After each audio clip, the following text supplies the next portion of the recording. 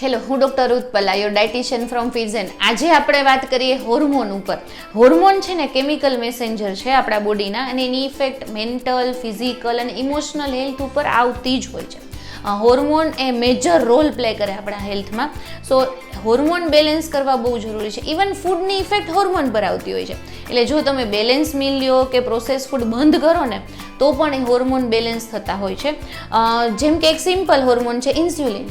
આપણી ફૂડની effect insulin પર આવતી જ હોય છે. ફૂડને ને ઇન્સ્યુલિનને ઝાઝી આમ કહેવાય ને લેવા દેવા છે. એટલે ફૂડની ઇફેક્ટ ઇન્સ્યુલિન પર આવતી હોય છે, એમ દરેક ફૂડની ઇફેક્ટ દરેક હોર્મોન પર આવતી હોય છે. હોર્મોન છે ને એવી વસ્તુ છે કે તમે હોર્મોન બગડશે ને એટલે હેલ્થ બગડશે, હેલ્થ બગડશે એટલે વધુ હોર્મોન બગડશે. એટલે આપણે હેલ્ધી વે સાઈડ જવાનું છે, હેલ્ધીયર લાઈફસ્ટાઈલ સાઈડ જવાનું છે. એનાથી પણ હોર્મોન બેલેન્સ થશે. રેગ્યુલર એક્સરસાઇઝ કરવી જોઈએ. એક્સરસાઇઝ એક તો ફિઝિકલ એક્ટિવિટી રેગ્યુલર કરવામાં આવે ને એટલે એનો મેઇન બેનિફિટ શું મળે? આપણી હેલ્થ સુધરે. ઇવન અમુક જે સ્ટ્રેસ હોર્મોન છે એ ડિક્રીઝ થશે, જેમ કે કાર્ટિસોલ.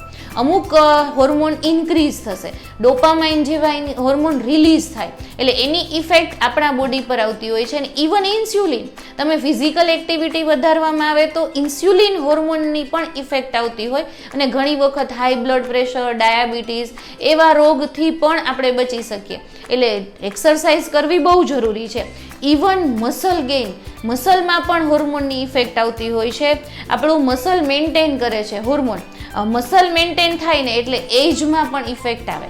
તમે જેમ એજ વધતી જાય એમ એની જગ્યાએ આપણા મસલ વ્યવસ્થિત હોય અથવા તો સરખી રીતે મેન્ટેન હોય તો એજની ઇફેક્ટ પણ ઓછી દેખાતી હોય છે. બીજા બધા ડિસીઝ પણ ઓછા દેખાતા હોય છે. જે લોકો એક્સરસાઇઝ નથી કરી શકતા એમણે ખાલી સિમ્પલી વોકિંગથી સ્ટાર્ટ કરવું જોઈએ. તમે વોકિંગ પણ કરી શકો, એવું જરૂરી નથી કે તમે હાઈ ડેન્સિટી સાથે એક્સરસાઇઝ કરો. મેન્ટેન અ વેઇટ, તમારે વેઇટ મેન્ટેન કરવું બહુ જરૂરી છે. જો હોર્મોનલ હેલ્થ સુધારવી છે તો હોર્મોન અને વેટ એને ઘણી બધી લેવા દેવા હોય છે. ઇવન લોઅર રિપ્રોડક્ટિવ સિસ્ટમ છે આપણી, એમાં પણ વેટની ઇફેક્ટ આવતી હોય છે અને એનાથી હોર્મોન બગડતા હોય છે તો ઇન્ફર્ટિલિટી જેવા રોગ આવતા હોય છે. એટલે એ પણ ઇફેક્ટ આપે જ છે. એટલે વેટ મેન્ટેન કરવું બહુ જરૂરી છે. વેટ મેન્ટેન કરવા માટે બીજા ઘણા બધા વિડીયોઝ મેં બનાવેલા છે, એ તમે જોઈ શકો. વેટ મેન્ટેન નહીં થાય તો બીજા ડિસીઝ પણ આવશે, જેમ કે ડાયાબિટીસ. એ શુગર લેવલ વધતું હોય છે, વેઇટ મેન્ટેન ન હોય ને તો ઘણી વખત. એટલે વેઇટ મેન્ટેન કરવું સૌથી વધારે જરૂરી છે. Take care of your gut. ગટની કેર લેવી એટલી જ જરૂરી છે. ગટમાં પણ ટ્રિલિયન્સ ઓફ માઇક્રોબિયમ બેક્ટેરિયા હોય છે અને એ આપણા માટે ફ્રેન્ડલી બેક્ટેરિયા છે અને એને જાળવવા જરૂરી છે. હોર્મોન બગડશે એટલે બેક્ટેરિયા ઉપર ઇફેક્ટ આવશે અને આપણી ઓવરઓલ હેલ્થ બગડશે. એટલે બેક્ટેરિયાની જે પોઝિટિવ ઇફેક્ટ છે ઓછી થશે અને નેગેટિવ ઇફેક્ટ સાઈડ આપણે જઈશું. એટલે હોર્મોન બેલેન્સ કરવા બહુ જરૂરી છે. તમારે શુગર ઇન્ટેક ઓછો કરવો જોઈએ. શુગરની બહુ બધી ઇફેક્ટ આવતી હોય છે બોડી પર અને મેઇન ઇફેક્ટ એની ગટ ઉપર આવતી હોય છે. ગટ માઇક્રોબિયમ બગડશે અને એ બગડશે ને એટલે બીજા ઘણા બધા હોર્મોન બગડશે. લેપ્ટિન બગડશે અને એનાથી પાછું વેટ ગેઇન થશે. વેટ ગેઇન થશે એટલે હોર્મોન બગડશે. એટલે એ સાયકલ ચાલુ રહેતી હોય છે. એટલે જનરલી શુગર એવોઇડ કરવી જોઈએ. એનાથી ઘણી વખત વેટ લોસ સાઈડ જઈ શકાય. ફ્રુક્ટોઝ વાળા જે ડ્રિંક્સ છે, ફૂડ છે એ એવોઇડ કરવા જોઈએ. એની ઇફેક્ટ પણ ગટ માઇક્રોબિયમ પર આવતી હોય છે. એ ઓછા જ કરવા જોઈએ. સ્ટ્રેસ રિડ્યુસ કરવો ખૂબ જરૂરી છે. ક્રોનિક સ્ટ્રેસ અને હોર્મોન બેય બહુ જોડાયેલા છે. તમારે સ્ટ્રેસ મેનેજમેન્ટ સાઈડ જવું જ પડે. સ્ટ્રેસ મેનેજમેન્ટ નહીં કરી શકો તો હોર્મોન ક્યારેય નહીં સુધરે. ઇવન આપણે તો સ્ટ્રેસ હોર્મોન છે બોડીમાં, તો એ બધું મેનેજ કરવું વધુ જરૂરી છે. હેલ્ધી ફેટ લેવી વધુ જરૂરી છે. જેટલી ફેટ તમે હેલ્ધી લેશો, હું ઘણી વખત મારા દરેક પેશન્ટને ઘી ખાવાની સલાહ આપતી હોઉં છું. બહુ બધા કહેતા હોય છે મેડમ મને આવું છે ઘી ન ખવાય. પણ શું કામ ન ખવાય? હેલ્ધી ફેટ લેવી જરૂરી છે. તમે અનહેલ્ધી ફેટ સાઈડ ન જાઓ. હેલ્ધી ફેટથી પણ હોર્મોન સુધરતા હોય છે. એટલે હેલ્ધી ફેટ લેવી જોઈએ. હેલ્ધી ફેટ આમ તો બિલ્ડિંગ બ્લોક્સ છે હોર્મોનના. એટલે હેલ્ધી ફેટ લેવી જોઈએ. આપણે ફાઈબર લેવા જોઈએ. ફાઈબર પણ વધુ માત્રામાં લેવામાં આવે તો પણ હોર્મોન સુધરતા હોય છે. Sleep, each and every time I discuss about sleep.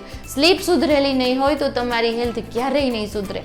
એટલે સ્લીપ સુધારવી બહુ જરૂરી છે. પુઅર સ્લીપ તમારા હોર્મોન બેલેન્સને બગાડશે.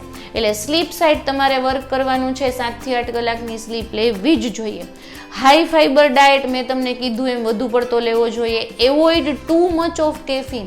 કેફીન ઓછું લેવું જોઈએ. ઇવન બ્લુ લાઇટ ઓછી લેવી જોઈએ.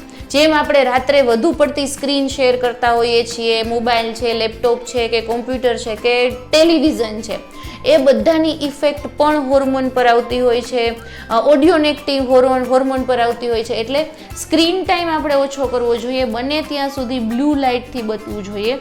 ઇવન વધુ પડતી લાઇટથી પણ ઇફેક્ટ આવતી હોય છે, PCOSમાં પણ એની ઇફેક્ટ આવતી હોય છે. એટલે એ વસ્તુ બંધ કરવી જોઈએ. એ સિવાય ક્રુસિફેરસ વેજીટેબલ છે કે જેમ કે કોલીફ્લાવર છે, બ્રોકોલી છે, કેબેજ છે, એ વધુ લેવા જોઈએ. એની પણ સારી ઇફેક્ટ હોર્મોન સાઈડ આવતી હોય છે. પણ હા, જો તમને થાઇરોઇડ છે તો તમારે તમારા ડાયટિશિયન કે ડૉક્ટરની સલાહ અને એની ક્વોન્ટિટી જે નક્કી કરે એટલા જ ક્રુસિફેરસ વેજીટેબલ લેવા જોઈએ. વોલનટ લેવું જોઈએ. વોલનટ એક આમ કહેવાય ને બ્રેઇન ફ્રેન્ડલી છે, એની ઇફેક્ટ પણ હોર્મોન ઉપર આવતી હોય છે. એમાં વિટામિન ઈ છે, બીજા બધા વિટામિન્સ છે.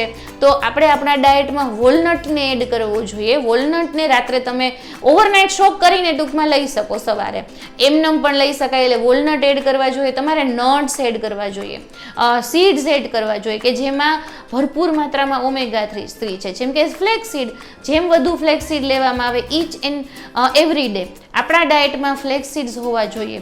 તમે ઇવન ફ્લેક્સીડ્સને સલાડ ઉપર પણ નાખી શકો, બીજા કોઈ ફૂડમાં પણ નાખી શકો, પણ ફ્લેક્સીડ લેવા જોઈએ. એની ઇફેક્ટ પણ બહુ સારી પડતી હોય છે હોર્મોન ઉપર. પ્રોટીન લેવું જોઈએ. હોર્મોનને પ્રોટીન બેલેન્સ કરે છે, એટલે પ્રોટીન પણ વધુ માત્રામાં લેવું જોઈએ. પ્રોટીનની ઇફેક્ટ આવતી હોય છે. રેઇનબો હોવું જોઈએ તમારી પ્લેટમાં.